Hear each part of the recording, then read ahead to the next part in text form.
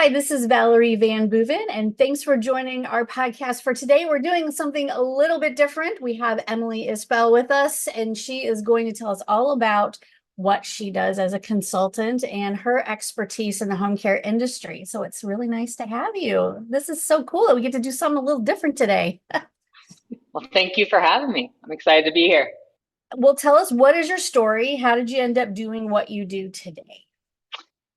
Sure. So I'm going to try to keep that the shortest version. But it started actually when I was 19. I started off as a caregiver, specifically at Home Instead in my college town.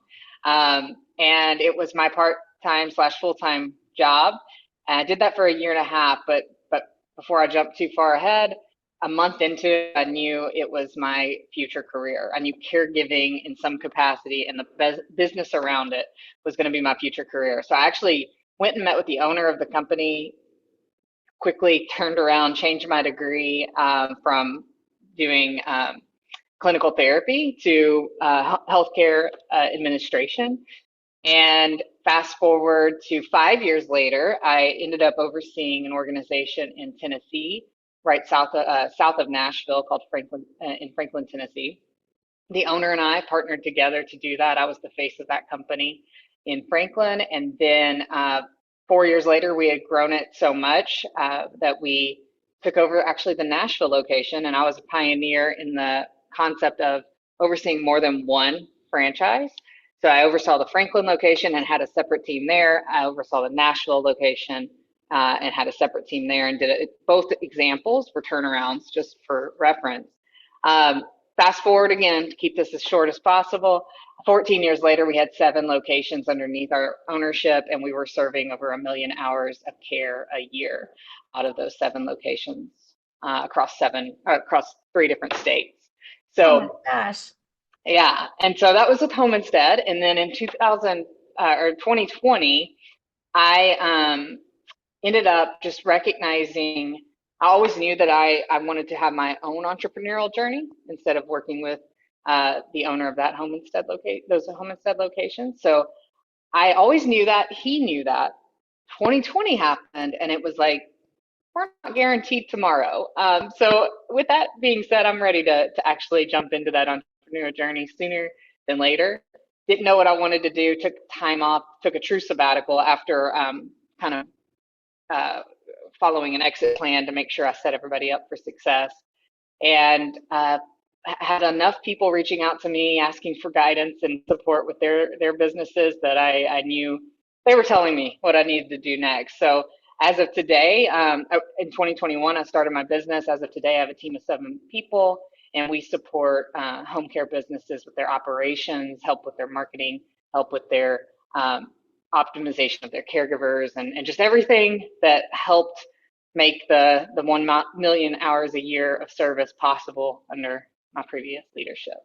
That is totally amazing. And I mean, running an organization or multiple organizations that are that big is a true testament to your ability to manage a thousand different things at once. And your experience, Home Instead has always been a very respected home care franchisor, and to be a leader in that organization speaks volumes to your ability to lead and stay organized. So, so that's awesome. That's a huge amount of work that you've put in. And so tell us what you do today for home care agencies. Sure. So with my team, we have a few different services, and I took some notes before our call to make sure I didn't miss anything, because we just had our retreat last week, and if I'm being honest, my brain's a little bit mush from just planning overload for 2024, so I didn't want to miss anything. So one of the first things that we provide anyone that's interested in more of a one-on-one service is a Cumulus Strategy Session. That's where we work one-on-one and really look at try to make sure we turn over every stone to understand their business. And it's really with me primarily. My team supports that in different avenues of it, but really it's primarily with me. And that's kind of an entry level service, just to make sure that it makes sense for any further services with us that are one-on-one. We have other services that are more group focused, and we'll talk about that too. But what the Cumulus strategy leads to oftentimes is a co-leadership service with me. And co-leadership is purposely named that for two reasons. The first is, you mentioned as a consultant, and as much as that's true, it does make me kind of like cringe a little. And the reason why it makes me cringe, and it's not your, don't blame me for saying it, it's true.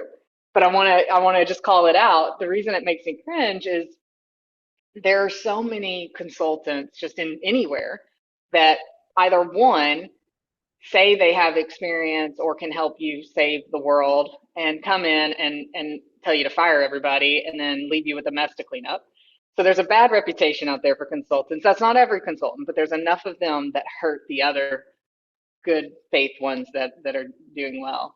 And then two, there's enough. Well, I kind of same point. A lot of consultants say they have the years of experience, or don't really highlight their years of experience, and you have to you find out later that maybe they didn't actually have the in practice that you claim to have. So I cringe because I had 14 years of blood, sweat, tears, true data that backs up what I'm teaching, and I just never want people to assume otherwise. That and I don't pretend to know all the answers. The home care industry is ever evolving. So with that being said, co-leadership, the name comes, yeah. I like the, actually, I really like that co-leadership. So, and you're right about consultants in general. There's a lot of sizzle and no steak sometimes. Yes. So Yes. leadership is a really good term. I love it. Thank you. So further diving into it, to me, it's like a three-legged stool. You have to have all three legs for it to stand. So it's consulting for sure, but then you need the coaching in between all that to kind of keep it all together. And then you also, without a doubt, need leadership development. So all three of those things are being built upon during that time together. And ultimately, the goal with co-leadership is to work ourselves out of the job. We want, I always say, I want to teach the man to fish, not give them the fish. And so in having that three-legged stool, they can stand on their own once we're done. And done is hopefully 12 months, at the worst 18. But then the way we build our business, or the way I build that business, is by getting referred.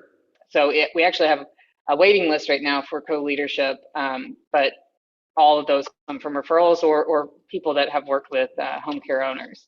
And so that's one piece of the co-leadership. The second piece is that, and I think it's important to point out, and I know it's a little bit exaggerated to go this deep into why it's called co-leadership, but I think it's important, is that unlike what I just described, this idea of just come in, fire everybody, do it this way, and then they leave, co-leadership, as you're kind of noticing, is more of a together in this, right? We're going to lead through these challenges in your business together. There are some non-negotiables I'm going to have. If you're breaking any laws, regulations, that's not okay. But if you say that you need this part of your business to be the way it is, I'll work around that, because you know your business better than I do. And so co-leadership definitely is this concept of not bulldozing and saying you have to do it this way or you need to fire these people. And a personal reason that matters to me is the business I took over. When we took over Nashville, we had the same three team members were there a year later, and they were the ones that helped us grow from, in terms of revenue, $100,000 to $300,000 in monthly revenue. Same people. So it was really a matter of structure, leadership, understanding how to be more efficient. It was not them that was the problem. It was just understanding and having some of the experience I brought to the table to help them get there. So I do not ever want anybody to think I'm going to come in and tell them to scratch everything they've done and worked hard for all the years that they've worked in their home care business. That's refreshing too. I really, as our business evolves on this side, I see that it often is not. You do have people problems sometimes, but it's often not the person. It's really the organization and the way the information is presented to the person, and the way that the expectations being clear. It's not necessarily the human that's making the error. It's just the process is broken. And right. Once you fix that, it's super helpful. So I appreciate exactly. Well, so beyond that, I want to make sure and do my team justice because that's mainly talking about me this whole time. We also have a resource we provide franchisors called Profitable Performance, and it's essentially a third party support for business performance and learning and development. The beauty for a franchisor of why they would work with that is because we are able to there are challenges with with franchises right now, especially in terms of joint employment, and so we're able to kind of help support their needs without them putting the entire franchise network at risk. So profitable performance is where we can get well, neck deep, I guess, into the business and not be afraid to say certain things, whereas a franchisor kind of has to keep their arms reached to protect the entire network. So profitable performance, in short, is helping consulting with franchisees on behalf of the franchisor and doing learning and development for those franchisees in terms of workshops and things of that nature. And then we have a revenue reboot program, and this is where franchisors might reach out to us for some of their underperforming franchisees, and recognizing it's the franchisor's inability to get them where they need to go, and that's extremely wise on a franchisor's part to understand franchisees need more than they can offer, because at a certain point, and we'll talk about that later, but there's a certain point where a franchisee knows more operationally than the franchisor ever can, and that's just a reality. That's not anybody's fault, and so that's where we can kind of come in and step in to help. And then lastly, we have our Powerhouse Peers service. That is our performance group service, and I could talk a little bit more about that, but those are the main services that my team of 7 helps support. That's a lot. That's a lot of Yeah. That's a lot. That's a lot to do, and I know that and the parts that you do by yourself are a lot, but it's great that you have a team of people that's there to help you. So let's talk about Powerhouse Peers a little bit. You primarily work with franchises. And so tell us about Powerhouse Peers and why that's your focus. So the beauty of Powerhouse Peers is that it is bigger reach than just my team. So we are able to bring a lot of expertise and have, and as a part of that, we have a consultant on call piece where they can reach out with a very specific need. So if they have a bookkeeping question, Erica, my team member, that's the bookkeeping expert, is going to get with them on a call. If they have a recruitment and retention question for caregivers, then they would be connected with that expert, which is Sarah. And so we have a lot of reach in that way, but that exists in other avenues of our services. What's more powerful is getting these owners together, having structure, a team of peer owners. And when I say peer, it means they don't compete because they're usually within the same franchise unit, a franchisor team. And they are able to talk about their KPIs and how they're doing. And they actually hold each other accountable, and that power of the way adult learning works is you need more than just someone telling you what to do. You need that team camaraderie. There's just so much power and truth in how effective performance groups can be. And the structure we bring is monthly monthly virtual. I'm trying to decide if I want to go into those weeds or not. I think I'll keep it high level. So we have a monthly virtual meeting, and then we have intensives 3 times a year. And those intensives are where we bring our operational experience and background and kind of naturally force them to level up if they weren't already in terms of what data they need to measure in their business. A lot of performance groups, and doing market research before we started this program, a lot of performance groups fall into the trap of keeping it just very high level in terms of like doing a SWOT analysis, which is great, except it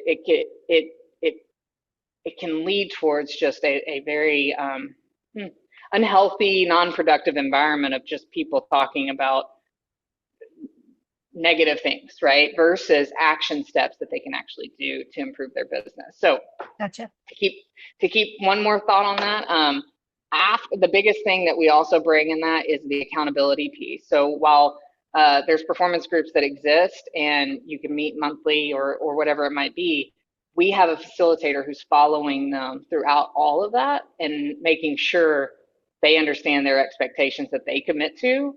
So not only do they have their peers who's giving them a hard time, they have a facilitator who's there constantly to further drive that the results that they promised they would have in their business, or the action items they would take to try to get those results. So Somebody's um, somebody's taking notes, and that's right. that's good. That's right. That's It's great. not just we have a good time too. I don't want to Yeah. forget that. I mean, we call it good eats and business feats. So we definitely make the best of that time together when we are in person, but there is still a lot of work to be done. I always joke my love language is efficiency, and so as much as that time is short together, it's a 2 day intensive. It's intensive for a reason, and so we knock out a lot during that time. But again, we have a good time. That's great. No, no, you know what? Accountability is, we all need, we can say a lot of things. Obviously, anybody who runs a business knows how busy we get. And we say a lot of things and we intend on doing a lot of things, but being held accountable and being reminded, hey, remember last month when you said da, da, da? It's, and if once you know that's coming, you're much more apt to spend some time working on that if you know somebody's going to ask about it later. So Yep, that's great. Um, exactly. all right. So tell us, do franchisors hire your services or do franchisees hire your services? So that's a good question. It actually is, the answer is both. And so when it comes to the one-on-one, that's typically a franchisee. So when it comes to the one-on-one, that's typically franchisee. And then the other services are typically a partnership. It really does depend on the franchisor and what they feel like they can budget, but it tends to be a partnership where the franchisor either completely compensates it or they subsidize it. For Powerhouse Peers specifically, that is subsidized, and that's a role I have for a franchisor to work with us in that direction, because we want the franchisor as much as I can say equally, having skin in the game as the franchisee. So we do not, so to clarify, we want both. Um, in the Powerhouse Peers equation, they both need to have skin in the game and pay for a portion of the service so that everybody's on the same page. We would not let a franchisor pay for Powerhouse Peers for a franchisee, because otherwise you have people who show up who just want the good eats and not the business feeds. And that I know that because I was in a network who had a milder version of performance groups, and there was definitely the groups that just wanted to have a good time. Yeah. Yeah, I've been to a few of those meetings where, Yep. yeah, there's a few people there that especially if you have your meeting in Las Vegas. Woohoo! Yep. Yep, Exactly. they're to have a good time. So no, that's understandable. Everybody having skin in the game definitely makes it worthwhile. Yep. And I get that across the board. People tend to perform better when they can feel a little bit in their pocketbook. So absolutely. Yes. Yep. All right. Well, let's talk about, you've talked a lot about working with franchisees and franchisors, and I know that's your forte and you're great at that. What about independent home care agencies? Tell us about your relationship with working with those kinds of businesses. So I want to tell a little bit of a personal story I didn't share at the beginning, and that's the story with my grandmother, my grandparents. So when I started, not when I started, when my grandmother started to need care, it was very early signs that there was going to be a need. She had long-term care insurance, and I reached out to, probably a year in advance, I talked to the home instead owner of that particular territory. She was not within my territory, unfortunately, and had a great conversation. We knew each other before that, so I just felt very safe and confident that that would go well. And when it came time, I reached out to him, said, my mom's going to reach out to you and talk to you about services. Do you want it to be you that she speaks to, or what's your process? And he said, yeah, absolutely, be glad to talk to her. And so he has a conversation with her, and then by the end of the call, he says, uh, if it's okay, can we set this up for 2 weeks from now? Because my team member who does consultations with families is on vacation, and I live 2 hours away, so it'd just be a long drive.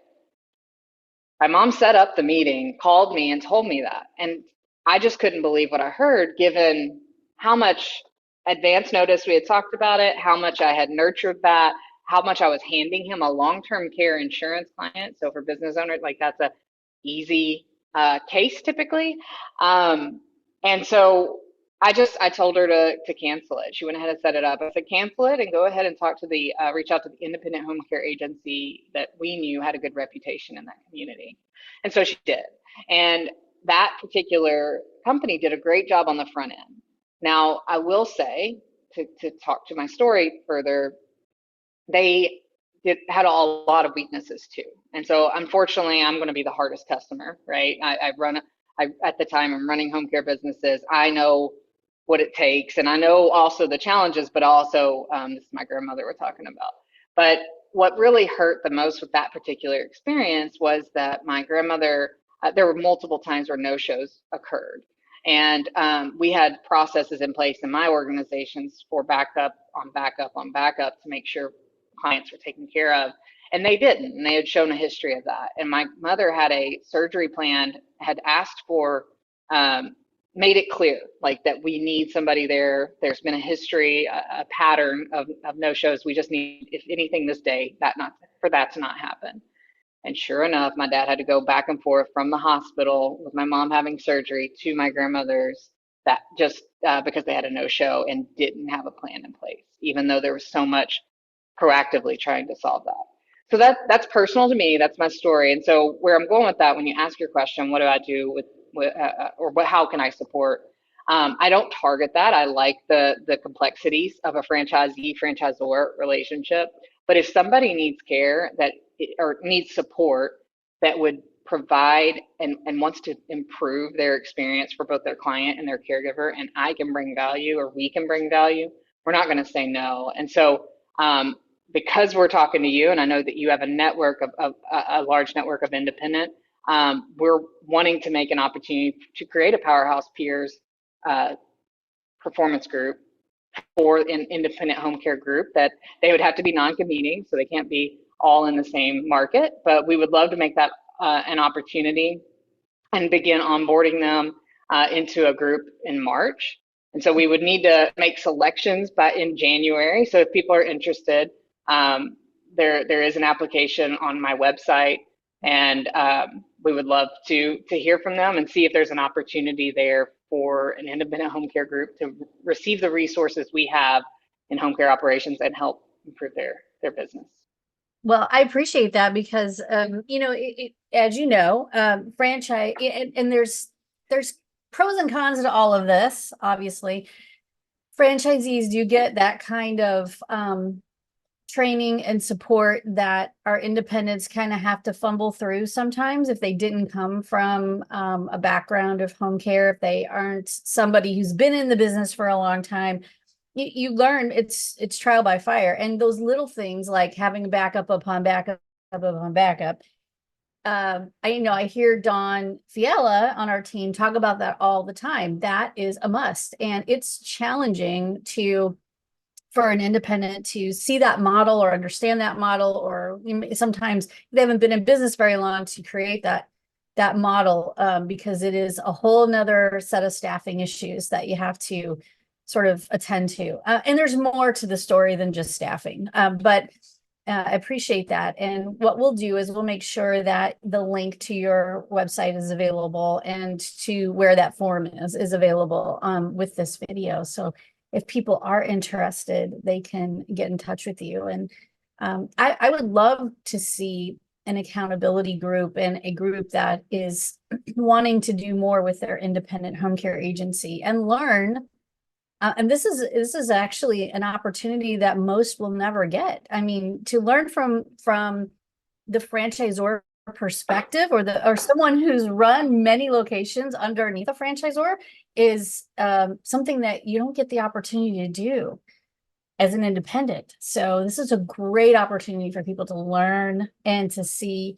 And I gotta say, I mean, you work with many franchisors and franchisees across the board, but if you come back to the Home Instead original, the way they set things up, such a successful model over time that it would be crazy not to want to know what really made that franchise tick and how and everything you've learned since then about different franchises. So to me, Yeah. it's a win. That's absolutely a win.